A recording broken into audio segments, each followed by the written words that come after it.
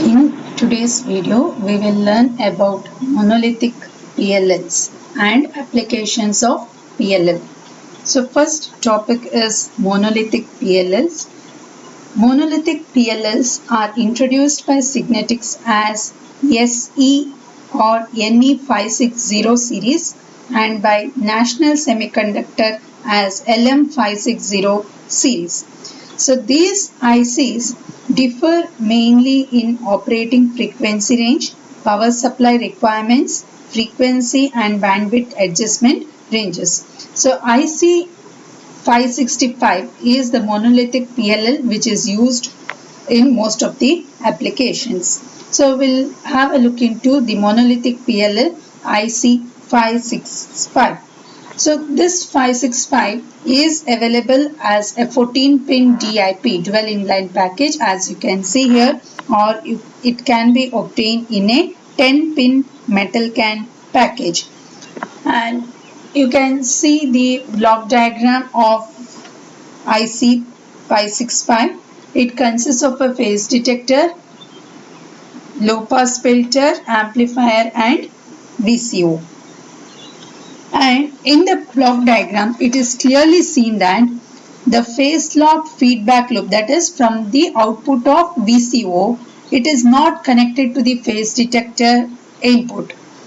Okay, it is not connected to phase detector input. That means pin number 4 is not connected to pin number 5. So we need to connect it externally. Pin number 4, which is the output of VCO pin, and pin number 5, which is the feedback which is taken from the output, is to be connected externally.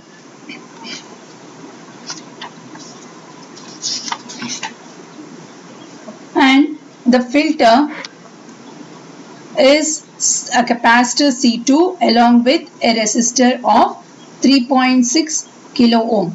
The value of the filter capacitor C2, it should be very large enough to eliminate all the possible oscillations in the VCO voltage.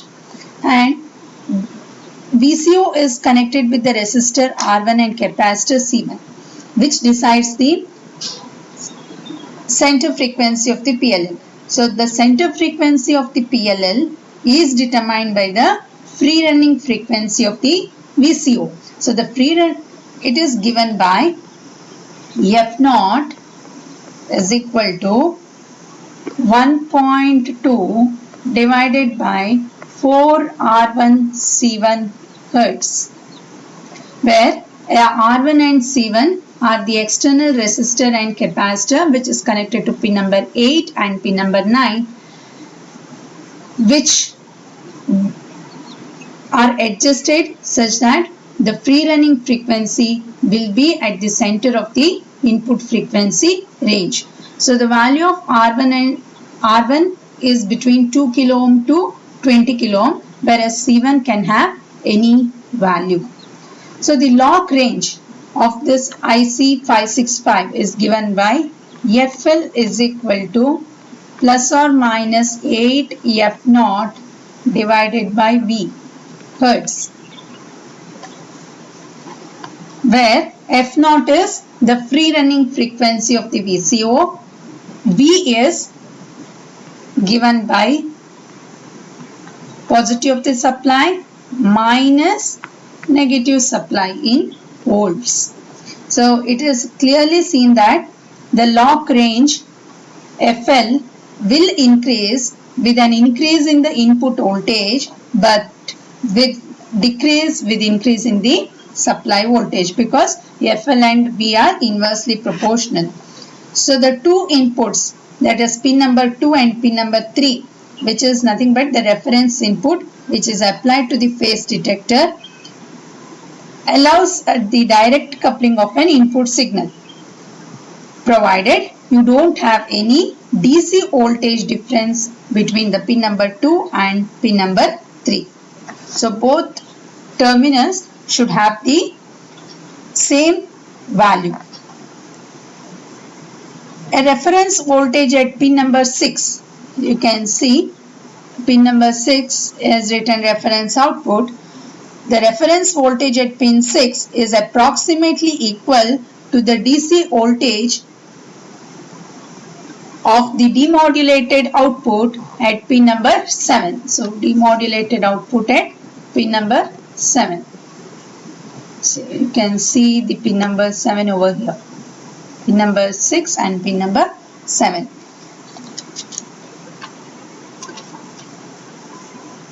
So this is regarding PLL IC 565. Now we have to find what is the capture range. So the capture range is given by FC is equal to plus or minus the lock frequency range, the lock range divided by 2 pi into 3.6 kilo into the capacitor C2 whole thing within the root.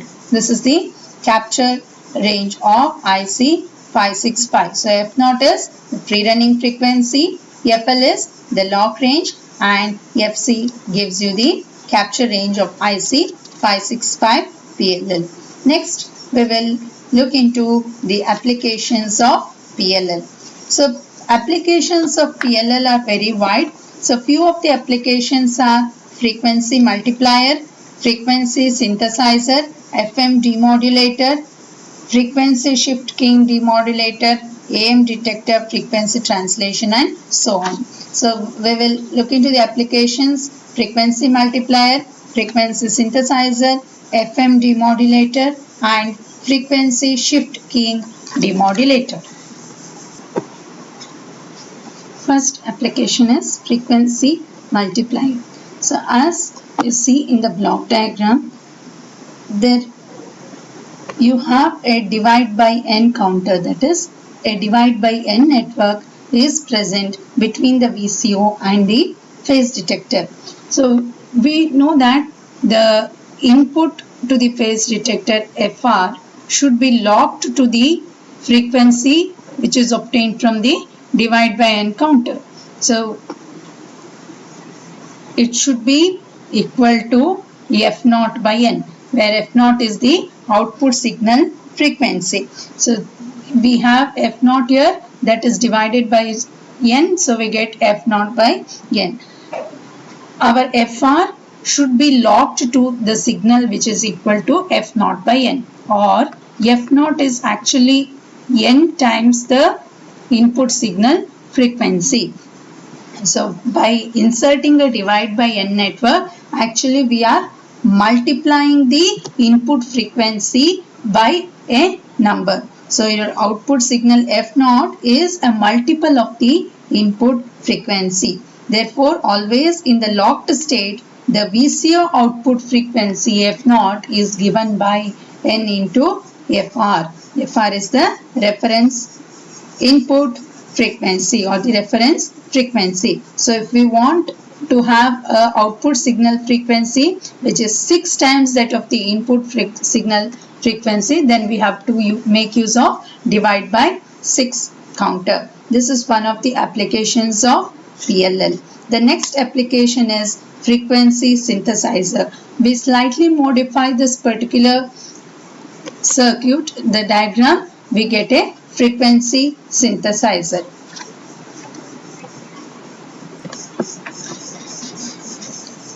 The frequency synthesizer, it can produce a series of frequency signals that are derived from a stable crystal controlled oscillator.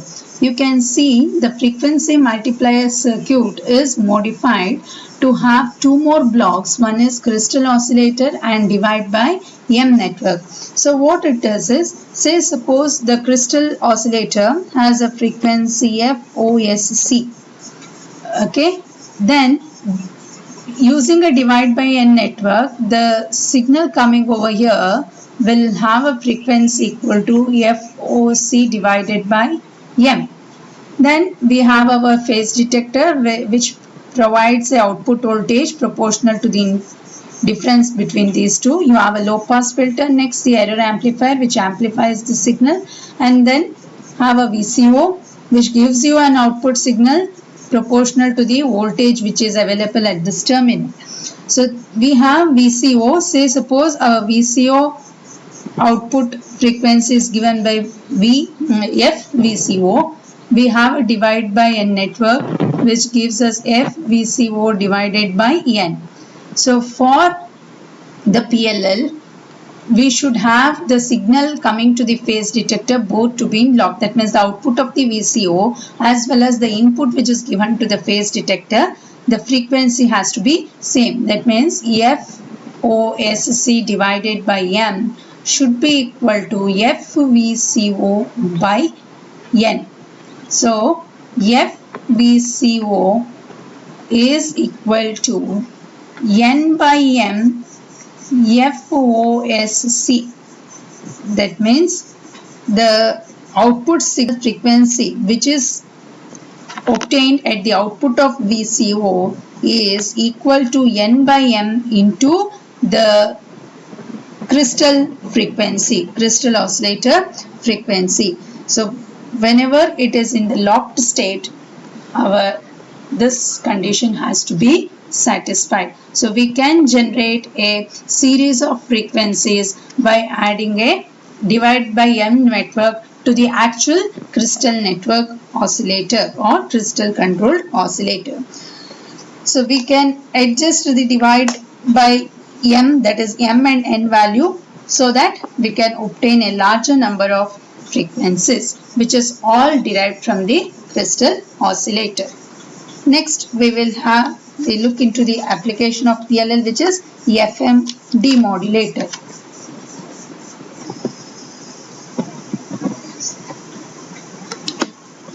So the PLL can be very easily used as an FM detector or demodulator. So if you see this block diagram over here, the input to the phase detector is the FM signal which is given. That means in the locked condition, the input signal frequency, that is the FM signal, as well as the VCO frequency, the output frequency has to be same. So if there is any deviation of the FM signal with that of the VCO signal frequency, then we have a corresponding error voltage or the DC voltage generated at the output of the phase detector, which in turn is given to the low pass filter and the error amplifier, which gives you a controlled voltage. This controlled voltage will generate a signal which is will generate a signal of frequency F0, which is proportional to the controlled voltage. So whenever the FM signal varies, F0 also varies, and it will and the VCO frequency will try to match with that of the FM signal. This is the FM detector or FM demodulator. Next application is frequency shift keying demodulator.